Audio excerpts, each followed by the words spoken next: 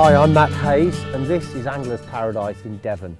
Now I'm here to give you a few tips about float fishing, and the first tip that I can give you if you're new to fishing yourself or you've got kids learning to fish, tip number one, take them somewhere where they're going to catch fish. They need to get activity because the attention threshold of people that are new to fishing is actually quite low, and I can't think of anywhere better than Angler's Paradise in Devon. It's full of colourful, zany fish. They're extremely active, and even though this is a cold day, the water in front of me is alive with feeding fish, so that's the first thing. In my day, the starter kits that we used for fishing were pretty poor, to be honest. Very heavy rods, inefficient tackle, the sort of stuff that you wanted to move on from very quickly. But this Matt Hayes stuff is really good fishing kit, and it will see you through quite a few of the early years of your fishing adventure. So I've got a Shaman rod. This is 12 foot long, it's the match rod. At 12 feet, that's a good length. A lot of people buy, beginners and kids especially, very short rods, but they're not very effective fishing tools. This rod's very light and very balanced, and it's easy for even youngsters to handle. It will help them cast further because of the extra length, and they'll connect with more bites and hook more fish. I'm not going to sell the products to you technically. What I will say is this: when you spool the reel up, if you're going to float fish, spool it up to the lip of the spool of the reel. You can see how I've done it here.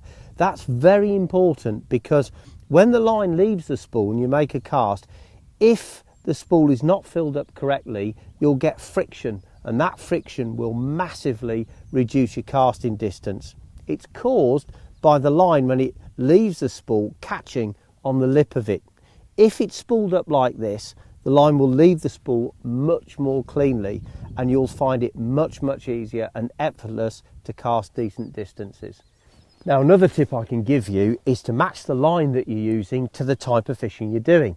When we're fishing for big fish like carp and pike, we regularly use 10 to 15 pound reel lines, but for float fishing they just don't work. Why? Because they make casting the float very difficult. I see lots of people fishing with light floats like this, trying to use 10 pound, 15 pound thick springy line, and the dynamics are all wrong.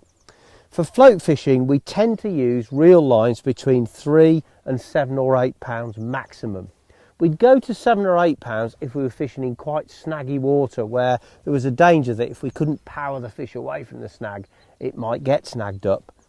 But for general open water float fishing, 3 to 4 pound reel lines are absolutely perfect, and that's why this rod is rated for 3 to 7 pound lines. Now, for float fishing on still waters, this is the kind of float that you need. It's called an inserted waggler. The waggler bit comes from a historical thing actually, which I won't go into now, but basically floats that you attach bottom end only like this are called wagglers, and this is an inserted waggler because the tip is finer than the main body of the float. We use a finer tip because it registers the bites much more effectively. The amount of resistance it offers to the surface tension is much less than the main body of the float. So when we're fishing with an inserted waggler, we dot it down nicely so that only the insert is showing, not the main body of the float, and it's much easier then for the fish to pull it under, and therefore the bites look more dramatic. Putting shot on the line always causes problems for people because most of the people I see, especially newcomers, just haven't got a clue where to put the shot. So let me make this really easy for you. When you're fishing with a waggler style float on still water, the bulk of the weight of the shot should be around the base of the float. In this case, I've got 3 number 1 shots, and they make up around 2/3 of the whole weight needed to bring this float down to about that level, cock it to about there. So you've got the bulk of the shot, and that's why we call it bulk shot, around the base of the float. Down the line we use smaller shots, number 4s and number 6s, number 8s. And the basic rule of thumb for myself is that I always put the first shot at about half depth. The second shot is below that, and then we've got a third shot here. Now let's go up from the hook. The nearest shot to the hook is the smallest one. That's a number 8, and it's just, I don't know, just a few centimetres away. Shall we say about 10 centimetres? The gap to the next shot is a bit bigger. This one is a number 6. And then the gap to the next shot is even bigger still. This one is a number 4. And the reason for increasing the size of the gap as we go up from the hook is to stop tangles.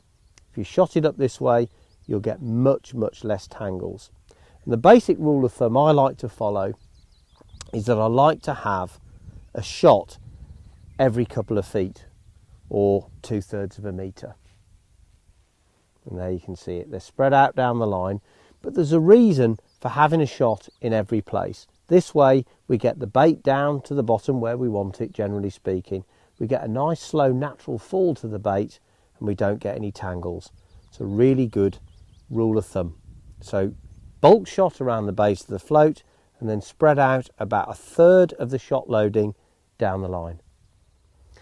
Now I'm almost ready to cast out, but one further tip, and you'll find it in Matt Hayes' book of useful tips, which it goes with the Matt Hayes Adventure range, plumbing the depth.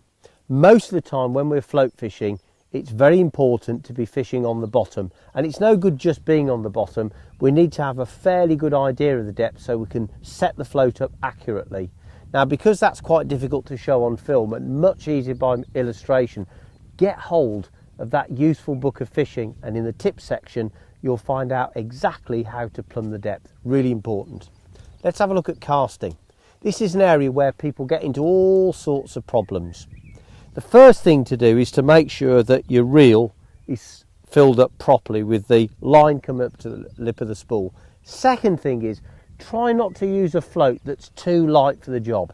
If you find yourself forcing the cast, then there's a good chance that the float is too light. The technique's fairly simple really. We start off with the left or the right hand, depends whether you're left or right handed, at the bottom of the rod, and then the upper hand, basically the fingers are spread either side of the reel stem like this. Trap the line and then open the bail arm. That means that the line can now flow freely off the spool of the reel. Bring the rod over your shoulder, left or right, and imagine a big clock face behind me now.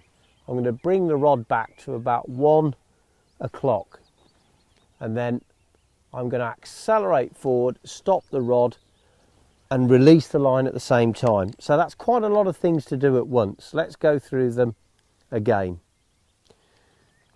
We're going to have around about 1 metre of line between the tip of the rod and the float. Place our hands in the correct position. Trap the line against the butt of the rod with the index finger. Open the bail arm. We're going to bring the rod across the shoulder like this. There's the big clock face. The hand on the clock, we've only got one hand unfortunately, is pointing to 1 o'clock. And what we're now going to do is pull with the lower hand, push with the top hand, make a short acceleration and stop.